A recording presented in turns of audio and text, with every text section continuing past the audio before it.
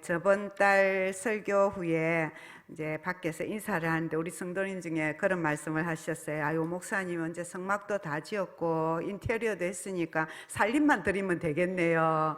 그랬어요. 맞습니다. 그렇습니다. 이제 벽도 다 세웠고 휘장과 덮개를 씌워서 성소와 지성소를 완성을 했습니다. 그리고 이제 그 안에 하나님께서 지정하신 기구만 드리면 되는 거지요. 가장 안쪽 방인 지성소 안에는 제일 중요한 법궤가 들어갈 것이고, 이제 그 첫 번째 방에 성소 안에도 세 가지 중요한 기구를 두게 하셨습니다. 등잔대와 떡상과 분향단이 그것입니다. 이제 동쪽에 있는 휘장을 거쳐서 안으로 들어가면 눈으로 보이는데 오른쪽에 떡상 12개의 그 진설병을 두는 떡상이 두게 되고, 왼쪽 편에 등잔대가 있고, 그 다음에 제일 한가운데에 향을 피우는 분향단, 이렇게 세 개의 기구를 이 성소 안에 두게 하신 거지요. 오늘 말씀 살펴볼 것은 등잔대인데, 이것은 히브리 말로 메노라라고 해서 이스라엘 사람들이 굉장히 중요하게 여기는 이제 기구가 되고, 그래서 이스라엘 여행 성지순례 가가지고 기념품 가게에 가면 저 메노라 등잔대 모양의 기구들을 많이 팔고 있어요. 오늘 말씀은 이제 세 가지로 나누어서 이 등잔대의 의미를 살펴보고자 합니다. 출애굽기 25장 오늘 읽은 말씀 중에 31절 32절 말씀을 다시 보시면, 너는 순금으로 등잔대를 쳐 만들 때 그 밑판과 줄기와 장과 꽃받침과 꽃을 한 덩이로 연하게 하고 가지 6을 등잔대 곁에서 나오게 하되라고 했습니다.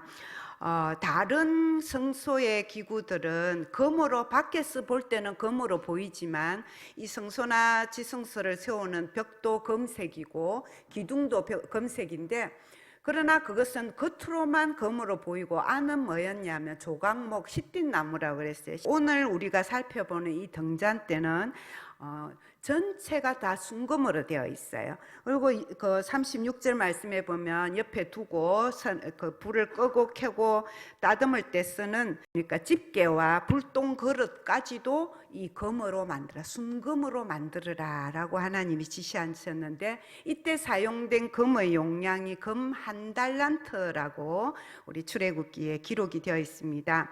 금은 1달란트는 무게를 재는 단위인데, 금도 달란트로 재고 은도 그 덩어리를 달란트로 재었는데요, 금 1달란트는 약 34kg를 넘는 무게였어요.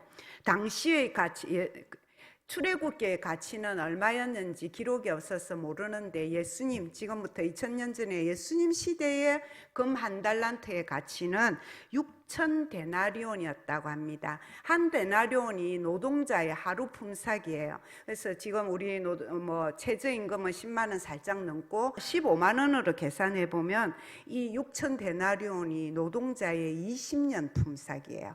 그래서 약 9억 원, 8억 원, 9억 원 가량의 가치를 예수님 시대로만 가지는 것이고, 요즘은 또 문제는 금값이 굉장히 비싸잖아요. 궁금해갖고 찾아봤더니 지금 금값이 50만 원이 넘어요. 그래가지고 지금의 시세로 계산하면 이 금 1달란트의 가치가 약 30억 원입니다.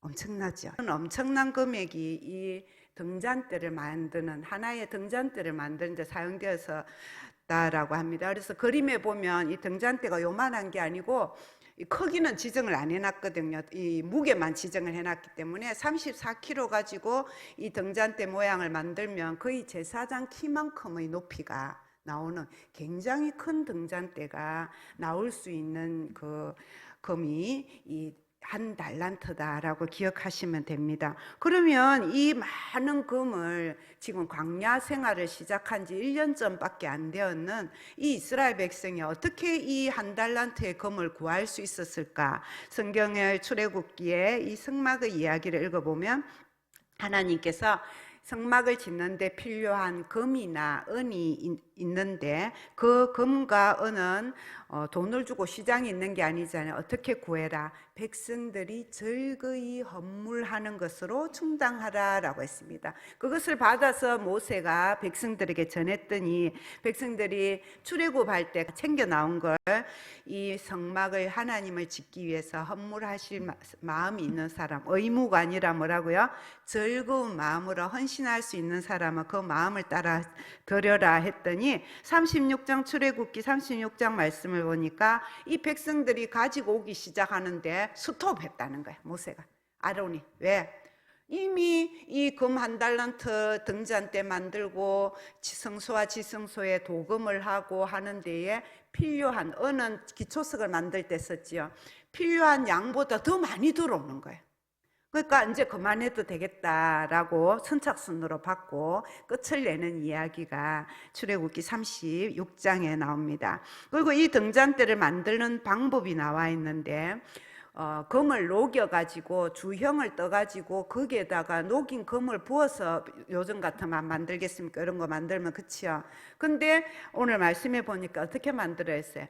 금을 두드려서 쳤어, 때려서 만드는데 그것도 그냥 단순하게 가지만 만드는 게 아니고 성경에 계속 읽으니까 무슨 모양으로 만들어요? 꽃 모양으로, 봉오리 모양으로, 두 마디마다 꽃봉오리 만들고 두 마리가 또 만들고 그렇게 6개를 만들고 위에 또 받침 만들고 아주 세밀한 모양까지 지시를 해주시면서 그걸 어떻게 만들으라고요?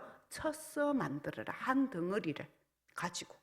이 어려운 일을 누가 했느냐 하면요, 출애굽기 31장에 보니까 유다 지파 버살렐이라는 사람에게 하나님께서 하나님의 영을 충만하게 해서 지혜와 총명과 지식과 여러 가지 손재주를 주시고 그 할 수 있는 능력을 주셔서 이 귀한 일, 금을 다듬고 은을 다듬고 보석을 다듬고 하는 일을 하나님의 사람을 통해서 하게 하신 이야기가 나와 있습니다. 그래서 완성된 것이 바로 이 등잔대라는 거죠. 백성들의 헌신과 사명자들의 헌신이 하나로 모여져서 하나님의 성소를 밝히는 아름다운 순금 등잔대가 완성되었습니다. 그러면 이 순금으로만 이 등잔대를 만들으라고 하신 하나님의 그 뜻은 무엇일까? 금은 하나님의 신성을 상징하는 거예요. 하나님의 영광된 하나님을 표현하는 겁니다. 세상에 있는 어떤 물건으로도,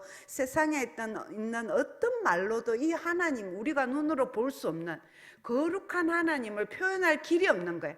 그래서 그나마 사람들이 눈으로 보고 느낄 수 있는 그것이 뭐냐? 어둠을 밝히는 빛이라는 거예요. 그리고 물건 중에는 금이라는 거예요. 예나 지금이나 가장 귀한 금속으로 그렇게 인정받고 있는 이 금을 가지고 하나님의 영광을 나타내겠습니다. 그래서 시편 104편 2절에 보니까 주께서 옷을 입은 같이 빛을 입으시고, 이사야 9절 2절 말씀, 흑암에 행하던 백성이 큰 빛을 보았고, 요한일서 1장 5절 말씀, 하나님은 빛이시라 그에게는 어둠이 조금도 없다.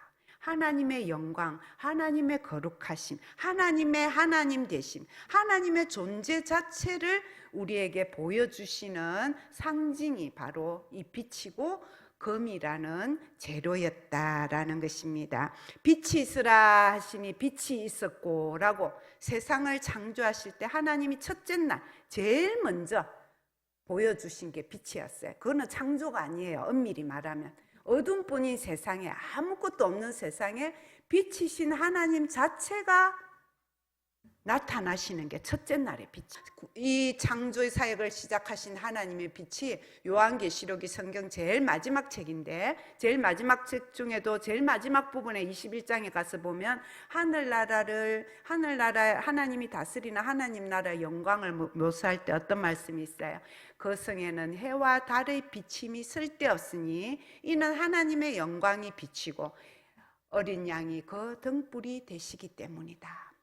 하나님의 나라는 해도 필요 없고 달도 필요 없고 별도 필요 없는 거예요. 전기불도 필요 없는 거예요. 태양광도 필요가 없는 거예요. 왜? 하나님 자체가 빛이 되시고 어린 양 누구예요? 예수님이죠.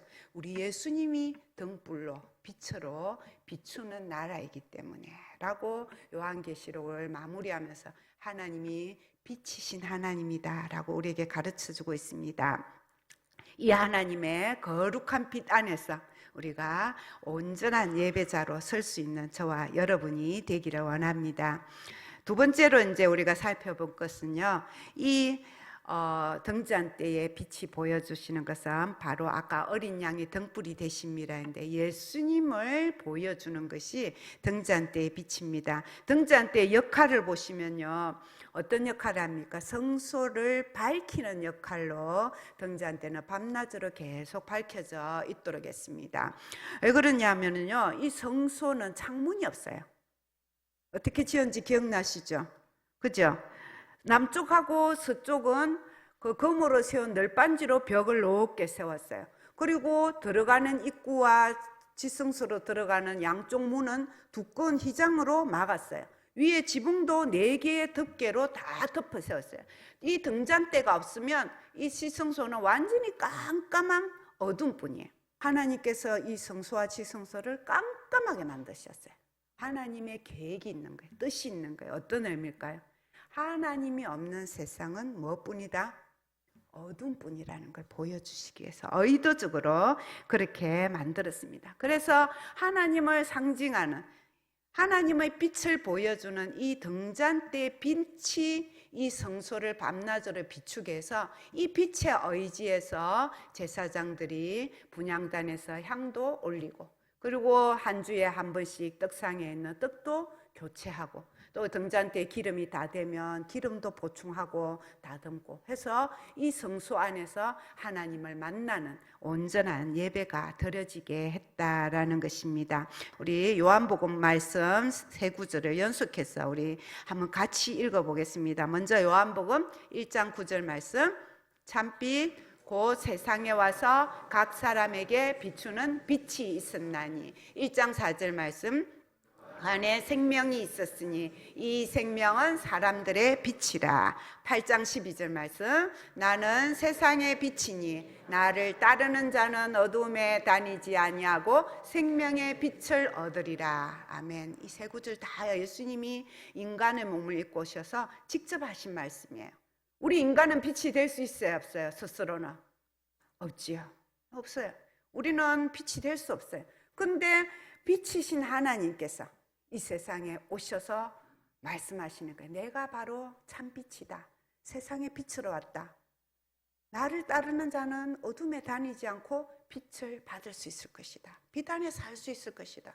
우리 인간을 구원하시는 예수님의 사역을 빛이신 예수님, 에고에이미 말씀이 요한복음 7개 있는데 그 첫 번째 말씀이 바로 이거예요. 나는 빛이다.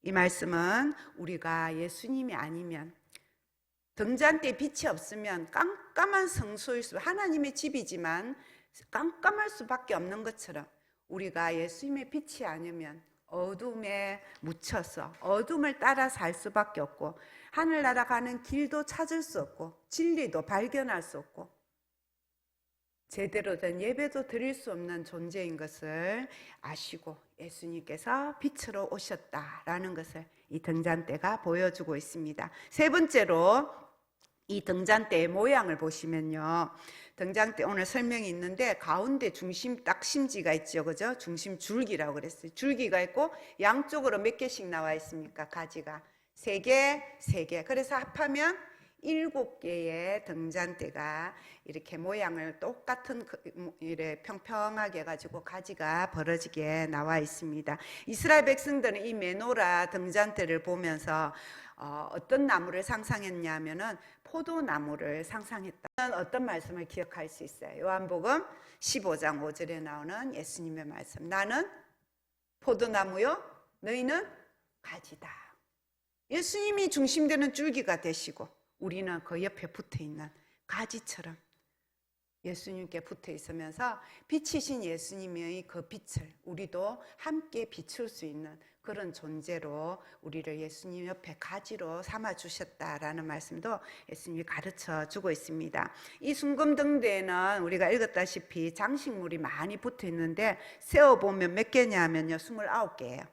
총 29개의 장식품을 달게 되어 있는데 전부 다 살구나무를 모양을 본따라고 되어 있습니다. 살구나무 순의 모양, 꽃받침은 순을 하고 또 그 위에 등잔대는 또 꽃 모양을 하게 하고 그 위에는 등잔은 열매 모양을 하게 하고 그렇게 살구나무 모양을 가지고 29개의 장식물을 만들으라라고 되어 있는데 봄이 되면 마른 가지를 뚫고 분홍색, 짙은 분홍이든 연한 분홍이든 분홍색의 꽃이 피는 같은 과가 우리나라에는 매화부터 피고, 그죠? 살구나무 꽃도 피고, 복숭아 꽃도 피고 그러는데 이스라엘 나라에는 그게 주로 아몬드 나무라고 하는 말을 들었습니다. 그게 이제 어떤 상징이 있어요? 겨울이 지나고 죽은 것처럼 보이는 그 마른 가지에 정말 어떤 꽃보다도 연하고 순하고 아름다운 이 매화꽃, 복숭아꽃 피면 신기하잖아요. 벚꽃 피는 거 보면 진짜 신기하죠. 그죠? 한꺼번에 확 피는 거 보면.